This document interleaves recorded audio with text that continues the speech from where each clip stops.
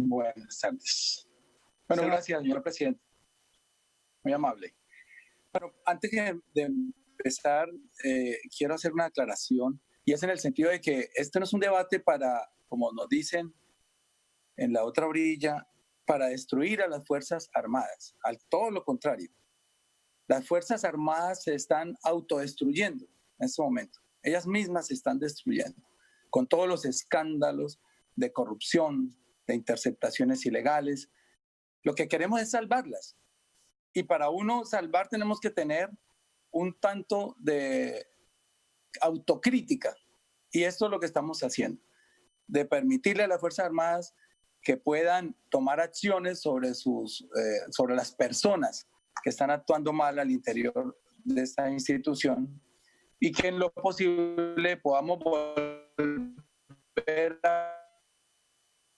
al honor militar del que gozamos hace muchos años, que hoy ya no existen salvo en las páginas judiciales de los periódicos. De modo que arranco esta intervención hablando de eso mismo, que las fuerzas militares no pueden seguir siendo un fortín político ni un botín de nadie.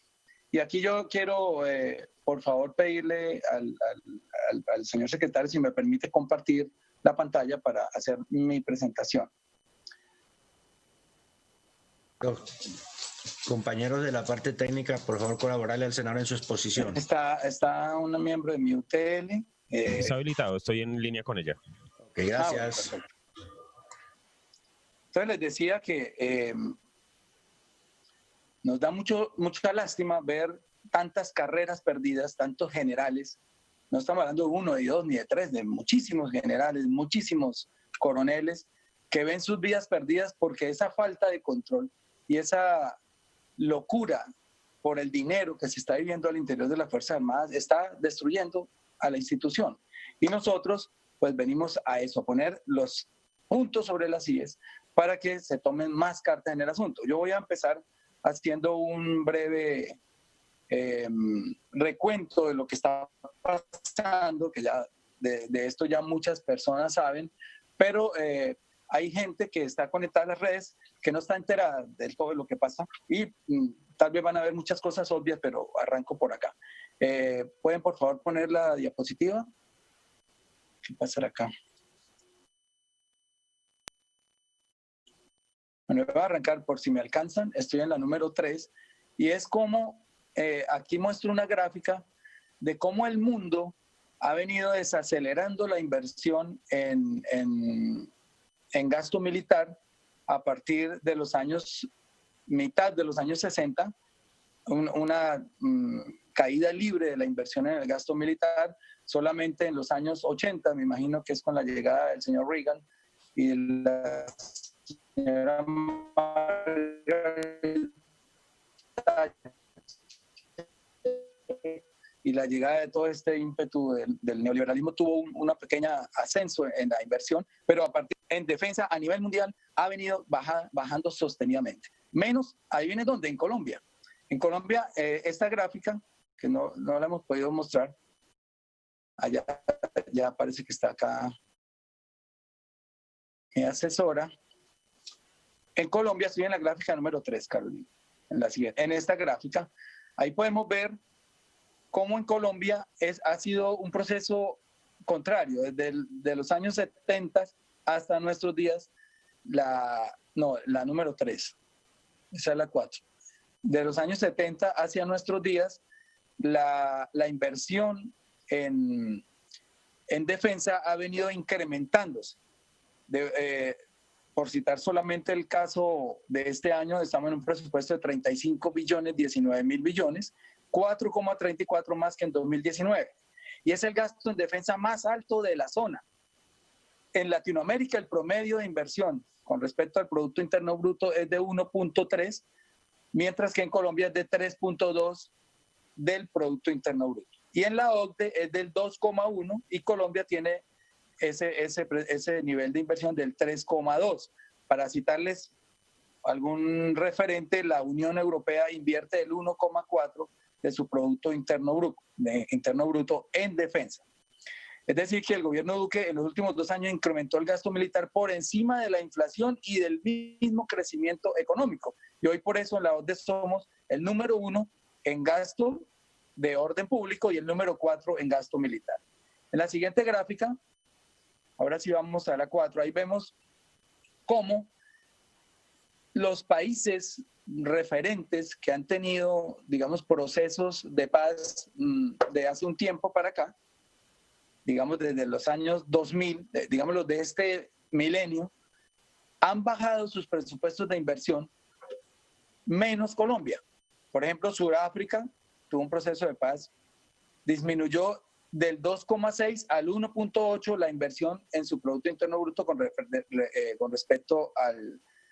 su inversión en defensa con respecto al Producto Interno Bruto, del 2,6 al 1,8. Irlanda del Norte del 0,8 al 0,7, Indonesia del 0,7 al 0,6, El Salvador, aquí hay más de un punto, hay un punto realmente del 2,7 al 1,7 del PIB, Burundi del 2,7 al 2,4, Guatemala del 0,9 al 0,7, Sierra Leona del 2,2 al 1,6 y Colombia lo ha incrementado del 3 al 3,2, después del 3,1 al 3,2, después de la firma del proceso de paz.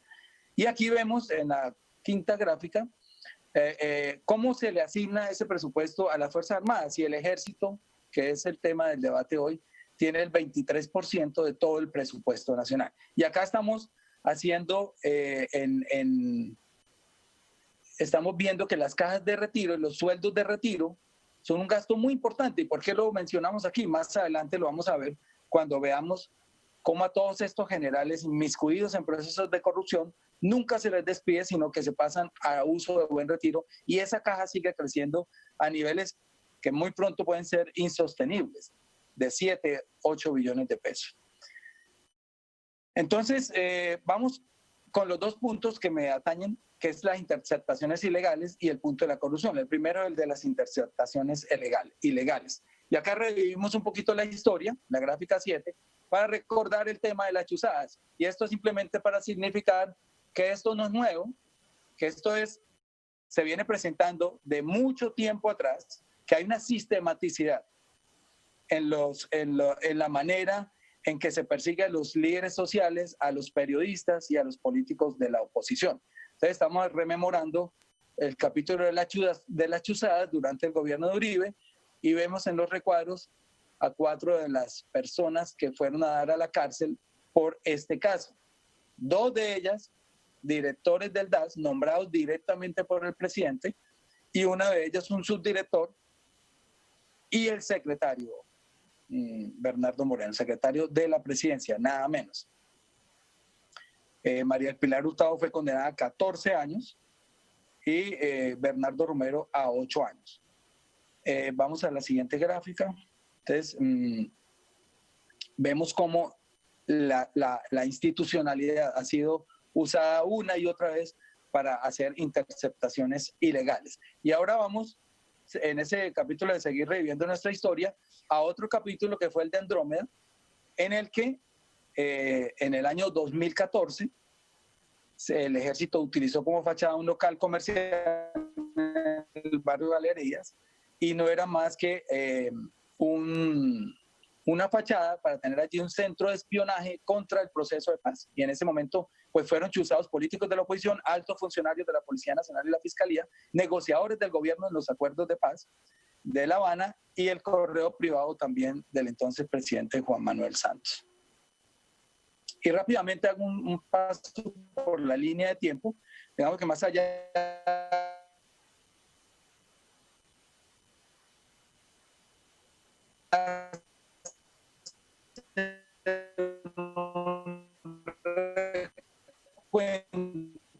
lo que ha pasado, lo clave es decir que al uno, bajar el nivel de certeza sin importar las bajas de civiles y los daños por la redención de los falsos positivos. Y aquí viene lo preocupante. Han sido los periodistas, ni siquiera nuestros órganos de control, ni la billonada, que ya veremos cuánto es, que se gasta aquí en inteligencia, en contrainteligencia, los que han descubierto todos estos procesos, sino han sido los periodistas, la prensa.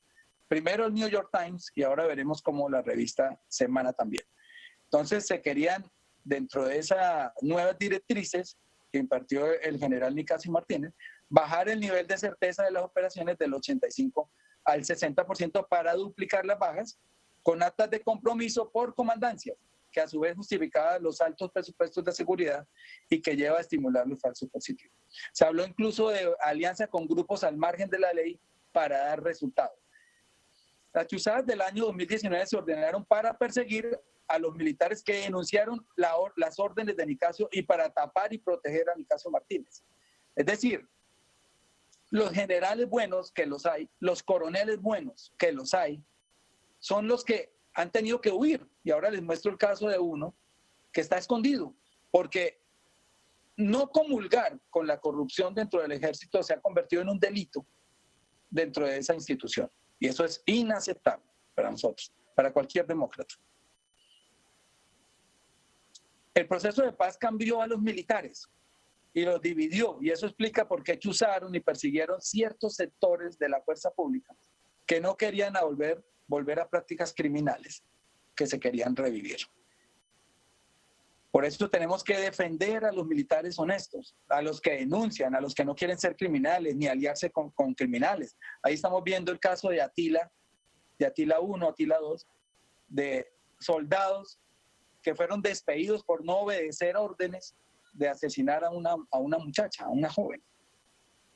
Estos militares nos están gritando desde la clandestinidad porque ellos son los que están escondidos y ellos son los que han sido despedidos y ellos son los que son vilipendiados. Que las Fuerzas Armadas necesitan una reestructuración y que hay gente muy buena dentro de las Fuerzas Armadas y que afortunadamente son la mayoría. Vamos con el número 12. Aquí pasé tangencialmente lo que estaba sucediendo porque pues, las investigaciones de la revista Semana pues, las conoce casi todo el mundo. Miremos la gráfica 12, exactamente. Y aquí es donde aparece el sacrificio de una cantidad de uniformados que nos cuestionan a nosotros sobre el gran presupuesto que tiene el ejército y también sobre su tamaño. Porque si sobran 16 generales, si sobran 28 oficiales, entre los grados de capitán a coronel, y 122 suboficiales, y cerca de 35 civiles. Todos estos que estoy nombrando acá son las personas que han salido dentro de esa investigación de la Operación Bastón, que realmente es la misión Bastón. Pues estamos diciendo, hay tantos generales, tantos coroneles, tantos suboficiales, que tal vez habría que revisar el tamaño del ejército para poder cumplir esa premisa que tienen todos los países que han estado inmersos en procesos de paz, cuál es la de disminuir sus fuerzas armadas en algún porcentaje.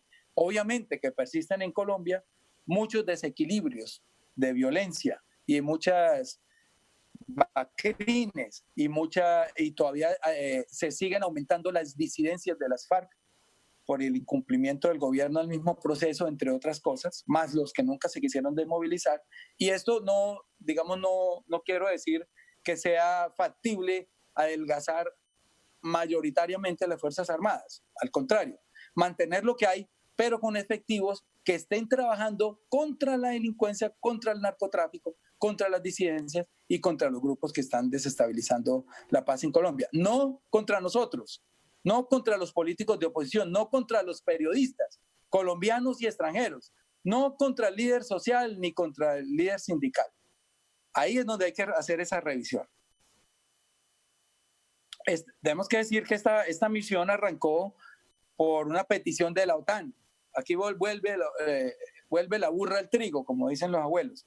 Nunca han empezado estas misiones por iniciativa propia, ni siquiera con el gran presupuesto que maneja el rubro de inteligencia y contrainteligencia. Simplemente una imposición de la OTAN para que este país que ha sido invitado pueda ser aceptado. Y dentro de las graves acusaciones, a mí me parece que la peor de todas es un general entregando la información, porque ya sabemos, y eso sí ya está registrado, digamos que no causa sorpresa que haya generales que le vendan armas y le vendan salvoconductos a los miembros de la oficina de Envigado y a los narcotraficantes y a las braquirines, y está suficientemente ilustrado la relación de muchos generales con los paramilitares, pero de un general vendiendo información a la guerrilla, poniendo en peligro la vida de sus soldados, que se les abre la boca a los generales diciendo, es que mis soldados, yo por mis soldados peleo, yo por mis soldados, mentiras. Esto es general, por ejemplo, que a mí me encantaría saber quién fue el ponente de su ascenso y quiénes de ustedes aplaudieron como focas su ascenso ahí en el Senado de la República, porque ni siquiera investigan. Cuando nosotros llegamos a la plenaria del Senado a cuestionar, tan solo a cuestionar el ascenso de algún general, llega la horda en coro y gritan como dementes que somos apátridas, que somos guerrilleros, que somos terroristas, que venimos a poner en duda y en tela de juicio el honor de sus fuerzas militares. Pues mire el honor de sus fuerzas militares. Un general vendiendo la información a la guerrilla, diciéndole, vamos a pasar por aquí y maten a todos los soldaditos que ellos no cuentan. Ellos son el pueblo. Nosotros estamos en nuestros carros blindados llenándonos los bolsillos de billete y ellos no cuentan. Maten todos esos soldaditos, no importa. Y eso pasó durante 18 años. Dice el informante que, además dicen que hay un video, que este general está haciendo esto, o sea, pasando esta información a la guerrilla desde que era capitán. Imagínense cómo funciona la contrainteligencia en Colombia y en qué nos gastamos nosotros ese dinero, en perseguirnos a nosotros. Y esto es sumamente grave. Esto es sumamente grave. Pasamos a la siguiente.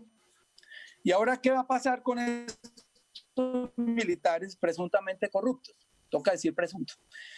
Pues aquí viene el encubrimiento, señor ministro, y es que usted no ha querido revelar sus nombres. Si dice que no lo revela, aduciendo presunción de inocencia, debido proceso, reserva el sumario. Claro, todo esto, y en otra intervención que le escuché, señor ministro, en la W Radio, creo, dice usted que no va a mancillar el nombre de las fuerzas militares revelando esos nombres. ¿Acaso estos militares ya no están mancillando el nombre de las fuerzas militares y el honor de las fuerzas militares? Y yo le pregunto, si cuando hay sospechosos del otro lado, de la oposición, enseguida qué debido proceso, ni qué reserva el sumario, ni qué nada, enseguida ustedes salen a crucificarlo, a decir es un narcotraficante, es un terrorista, es tal, sin que hubiera mediado un juicio o un fallo judicial.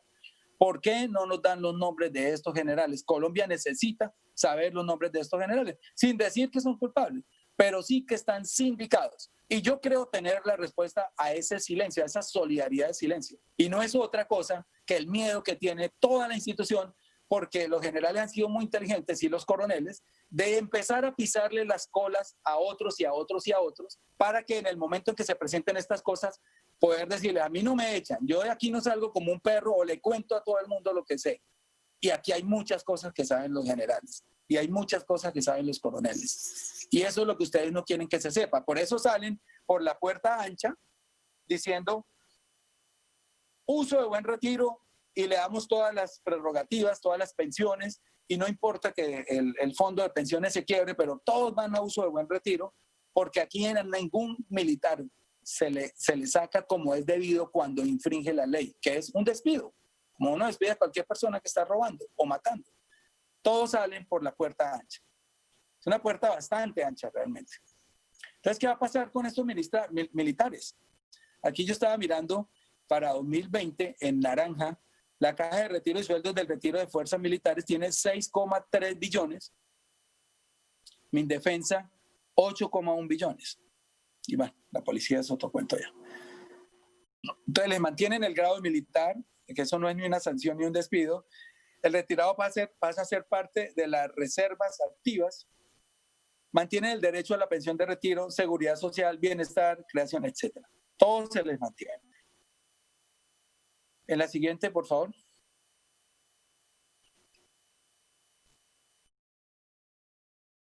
Aparte, hay una impunidad impresionante, porque lo habíamos dicho. Hay muchas denuncias, y hay muchas, ahorita les muestro un par, pero hay muchas denuncias de coroneles, incluso del presidente de la República, incluso al ministro de Defensa, que les mandan cartas, tomando la plata, y nunca pasa nada. En el peor de los casos, como dice acá la Filmena, se compulsan copias la Contraloría, la Fiscalía y la Corte Suprema, pero duermen en los anales todas esas denuncias, paradas. Y lo dijimos en el debate pasado, me da pena repetirlo para quienes me escucharon, pero entonces si la revista Semana no publica el informe el 4 de mayo, el señor ministro que está aquí acompañándonos no llama a calificar servicios a estos 11 oficiales. Estarían ahí chuzándonos todavía, estarían campantes porque no actúan, sino es cuando la prensa los pone en evidencia. Y eso no me lo pueden contradecir porque es una evidencia. Si apenas salió la revista Semana, alguien le filtró a la presidencia que iba a salir el caso de las carpetas y enseguida se adelantó el ministro por unas horas a hacer estos cambios. Lo mismo pasó con la magistrada que llevaba el caso, con la magistrada Lombana.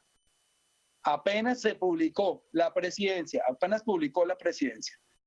la revista, el caso de las carpetas, ahí sí empezó a compulsar copias a los demás y las tuvo guardadas durante 4 meses. ¿Cuánta evidencia se alcanzaron a borrar en esos 4 meses? ¿Cuánto tiempo le dieron a todos los implicados para que se defiendan? ¿Dónde está todo lo que se perdió? Está claro que hubo también filtración en el allanamiento y que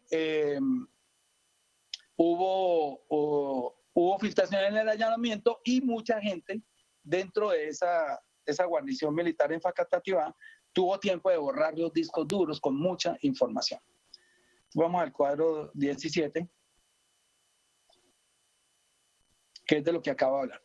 Entonces, por lo anterior, la lista de militares llamados a calificar servicios, usted ya la conoce, son 2 generales, el brigadier general García Luna, brigadier general Eduardo Quiroz Chaparro, los coroneles Juan Pablo Torres, Julio Tobías López Cuadrados, Helmond Ramos Naranjo, Milton Eugenio Rosso y Hugo Armando Díaz, y los mayores Eduardo de la Torres Díaz y Hernán Rolando Villamil Ortegón y el mayor Mauricio Arias. No me quiero detener por el uso del tiempo a decir los cargos, aquí están retratados, digamos un poco de la historia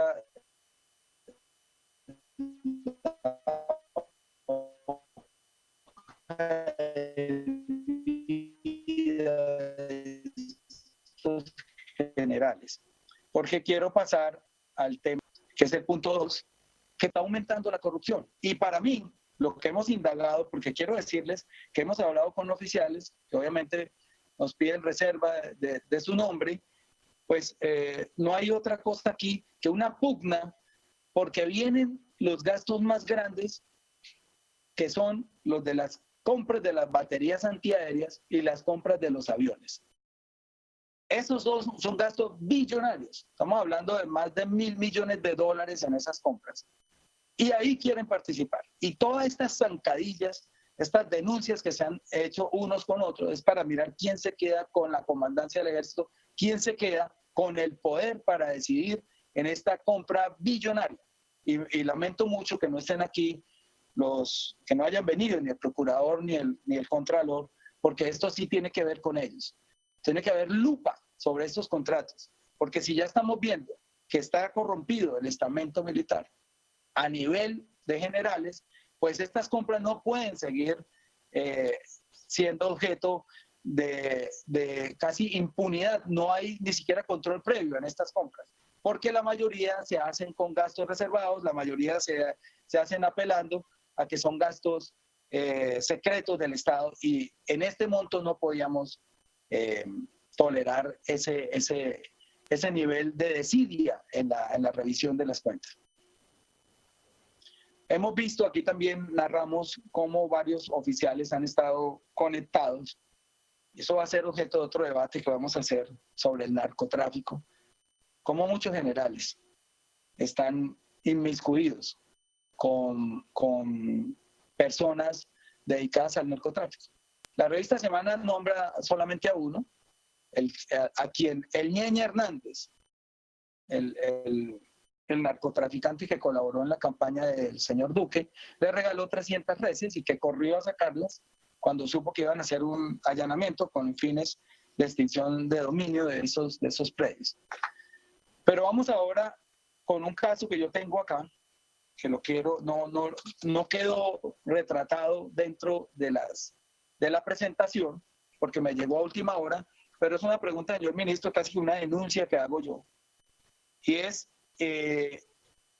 una de muchas que tenemos. Quiero advertirles para que los entes de control nos reciban el acervo probatorio de estas denuncias de corrupción. Y esta es una de muchas. Entre 2011 y 2017, si quieren pueden quitar un momentico la presentación. Entre 2011 y 2017, la División de Aviación entregó 32 contratos por 91.000 millones de pesos. 32 contratos por 91.000 millones de pesos a una misma pareja, a dos empresas creadas, una por la esposa y una por el esposo. Se llaman las constructoras CDR y S&L. CDR, que son las siglas de la señora Carolina Rocha Duarte, y la otra empresa pertenece al marido, que es el señor Héctor Maldonado. Esta empresa contrata 91.000 millones y es la única empresa. Todos son contratos de construcción dentro de la Fuerza Militar. La única empresa, y todos estos contratos se hacen bajo la modalidad de contratación directa sin proceso de licitación, cuando esta sola se puede dar en casos que involucran la seguridad nacional. No, se la entregan directamente a esta pareja desde 2011 a 2017 por 91.000 millones de pesos. ¿Por qué exclusivamente a estas dos empresas, que ambas pertenecen a esta pareja de esposos? Es una pregunta que les dejo ahí. ¿Y por qué la totalidad de los contratos? La totalidad de los contratos que se han firmado de construcción en esa división se las han entregado a estas dos personas. Y acá viene otra perla más. La ley permite que haya adiciones y un sobreprecio hasta del 50% en estas obras. Pues todas las 32, los 32 contratos han tenido adiciones del 50%, hasta el 50%. Esto es muy sospechoso. Esto es demasiado sospechoso. Y es lo que nos demuestra que dentro de las Fuerzas Armadas no están cuidando el dinero de los colombianos. Entonces, como esta hay muchas. Por ejemplo, hubo un hangar en el aeropuerto de Guaymaral que quisieron comprar, cuyo precio, digamos, el precio comercial de los hangares, digamos, vecinos era como de más o menos 6.000 millones de dólares. Este lo querían comprar en 6.000 millones de pesos. Este lo querían comprar en 12.000. Después le subieron el precio a 32.000, pero una denuncia precisamente de estos coroneles que viven entregando, ya les toca de manera anónima a la fiscalía, una denuncia de la fiscalía hizo que pararan esa compra. Ya iba a ser por 4 veces. Sin embargo, lo arrendaron por un valor de 275 millones el mes, y los hangares vecinos valían 150 millones el mes. Esos son, digamos, dos casos que tengo ahí de muchos registrados, de verdad son muchos, que nos demuestran que ya no existe el honor militar, que ya lo que están haciendo es enriquezcámonos, aprovechemos que estos gobiernos de derecha nos consienten, no nos denuncian, nos aplauden, nos ascienden sin ningún recato, sin ninguna... sin contradecirlos, y eso ha hecho que las cúpulas militares se corrompan. Y como les digo, hay muchos casos que quiero poner en conocimiento de las autoridades para que por lo menos investiguen, a ver si pasa algo con esto. Estábamos en la Filmina 25, ya voy a acabar, donde hablamos de la corrupción en las fuerzas militares y cómo se destinan desde 2000, esta fecha no la tengo acá, pero se han destinado en los últimos 10 años 5 billones de pesos a las labores de inteligencia entre todas las 4 fuerzas, las 3 fuerzas y la policía. 500.000 millones de contratación de personal profesional relacionado con labores de inteligencia. Y 1.9 billones se contrataron bajo sistemas no objetivos de contratación pública, que es lo que acabo de decir. Dice aquí que, por ejemplo, el 85% de los procesos de adquisición o actualización de software de espionaje se contrataron directamente por no existir oferta suficiente en el mercado. Y miren aquí como parte, y esto es otra pregunta que le tengo al ministro, cómo sin ningún escrúpulo se contrata incluso con empresas, si quiere pasamos a la número 26, con empresas que tienen, que están relacionadas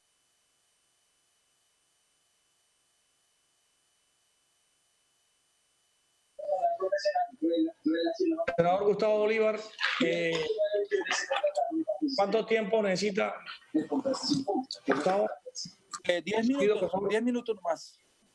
Con gusto, 10 minutos, senador. Presidente, 10 minuticos también. Gracias, presidente, muy amable.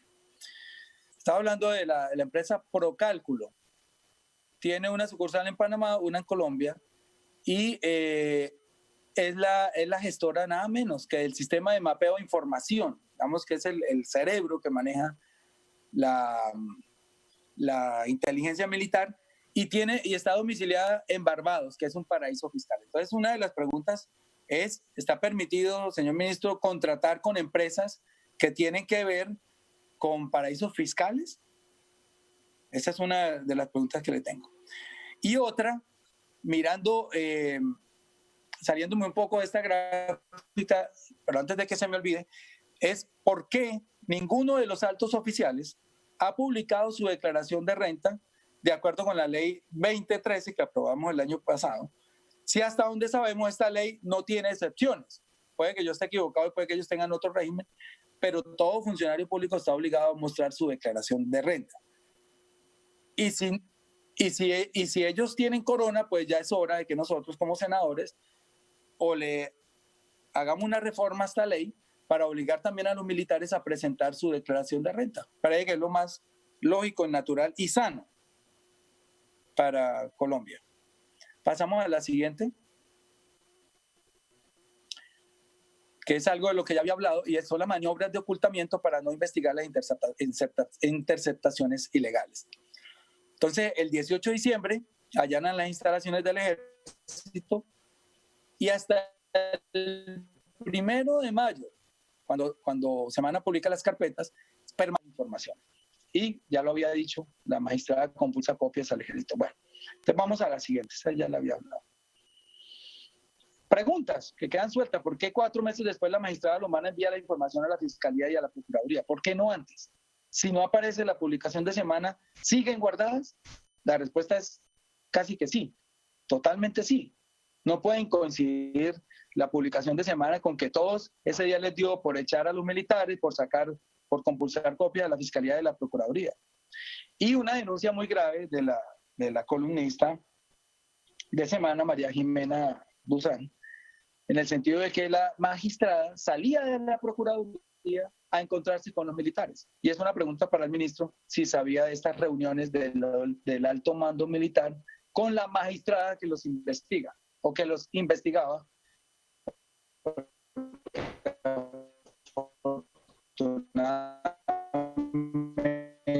Ya dio un paso al costado.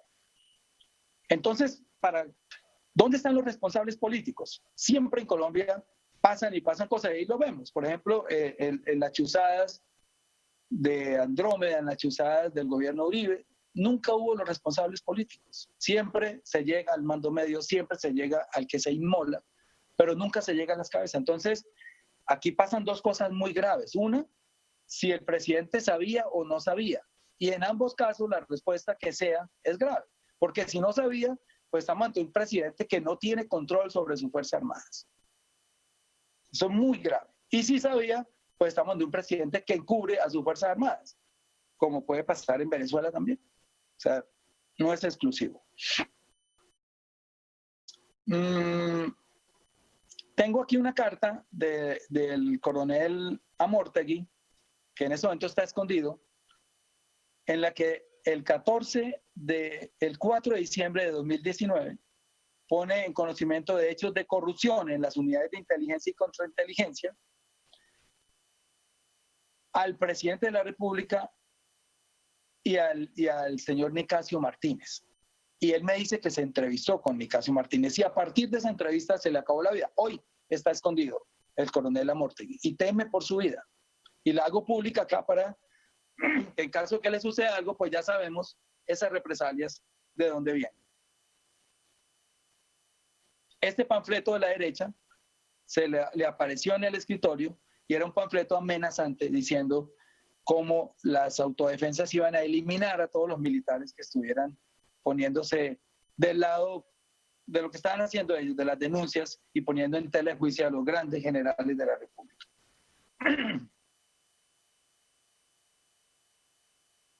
Y entre tanto, como ya les había dicho que estaba terminando, pues hacer un recuento de lo que es Colombia hoy.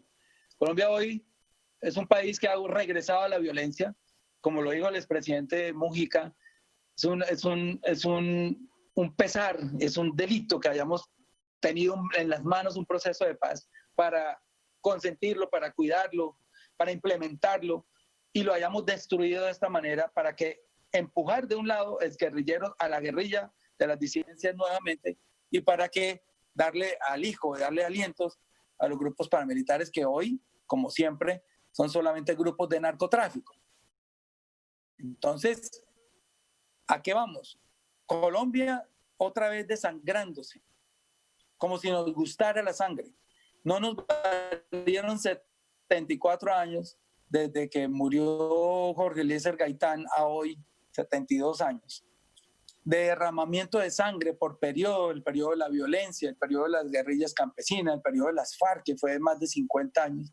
Y hoy volvemos otra vez a la violencia, porque es lo que les gusta, es lo que les da rédito, es lo que les da votos, es lo que les da dinero de corrupción a estas facciones. Y nosotros, viendo morir líderes sociales, ya 337, con el que denunció hoy el senador de Becerril, 337 líderes sociales asesinados durante este gobierno. Tengo la lista, tengo las circunstancias, tengo la fecha, tengo todo para que no vayan a negarlo. El que quiera pedirme esa lista, se la entrego. 78 de ellos este año. El país desangrándose y las fuerzas militares, en vez de cumplir su deber constitucional de cuidarnos, pues está desviando su atención hacia la corrupción y hacia la persecución a los líderes de la oposición. Yo quiero dejar aquí, señor presidente, muchísimas gracias. Con gusto, senador Gustavo Bolívar, citante al debate en el día de hoy.